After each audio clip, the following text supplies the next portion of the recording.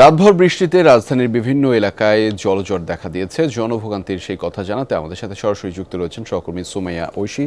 তার মাধ্যমে জানাবো সেই খবরের বিস্তারিত। ঐশী, ঠিক কেমন দেখছেন রাজধানীর জলজট এবং ঠিক কোন এলাকায় আছেন, এবং ছুটির দিনে এই রাস্তাঘাটে মানুষের চলাচল কেমন এবং তাদের প্রতিক্রিয়াও নিশ্চয়ই আপনি শুনেছেন, সে কথাই জানতে চাই আপনার মাধ্যমে। স্যান্ডেলিনা সো, রূপচর্চায় আভিজাত্য। রেজা, এখন ভোর থেকে কিন্তু বৃষ্টি হচ্ছে এবং যেমনটি এখন দেখতে পাচ্ছেন আমার পেছনে, বৃষ্টির পরিমাণ কিন্তু বেশ জোরেই পড়ছে বলে আমরা দেখতে পাচ্ছি। এবং জনদুর্ভোগ যেমনটি হয়, বৃষ্টি হলে মানুষের জনদুর্ভোগ কিন্তু বেড়ে যায়।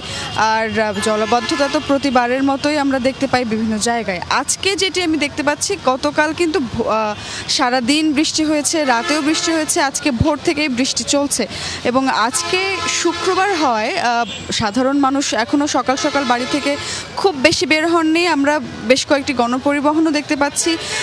নতুন বাজার এলাকায় আছি, ফলে বাস স্টপেজ এটি, এবং এখানে অনেকগুলো গণপরিবহন আসছে, যাত্রী নিয়ে যাচ্ছে। তবে শুক্রবার যেহেতু এত সকালে মানুষের চলাচল একটু তুলনামূলক কম, ছুটির দিন, তার উপর বৃষ্টি যেহেতু, মানুষ হয়তো বেশিরভাগই এখন বাড়িতে আছেন। এবং যাদের সঙ্গে আমার কথা হচ্ছে, বেশিরভাগই তারা খেটে খাওয়া মানুষ, রিক্সা চালক, সিএনজি চালক।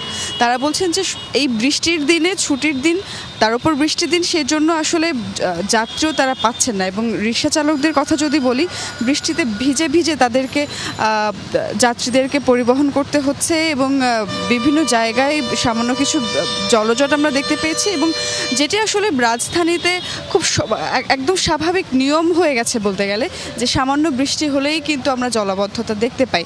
আপনি যেমনটি দেখতে পাচ্ছেন যে রিক্সাগুলো কিন্তু লাইন ধরে দাঁড়িয়ে আছে রেজা, এবং সেখানে যেহেতু ছুটির দিন, তারা যাত্রীও কম পাচ্ছেন। তারা বলছেন যে এই যে বৃষ্টির যে মিশ্র দুর্ভোগ, তার উপর বেশ কিছুদিন ধরে যে সার্বিক পরিস্থিতি দেশের, সব মিলিয়ে সবচেয়ে বেশি খেটে খাওয়া মানুষরা কষ্টে আছেন।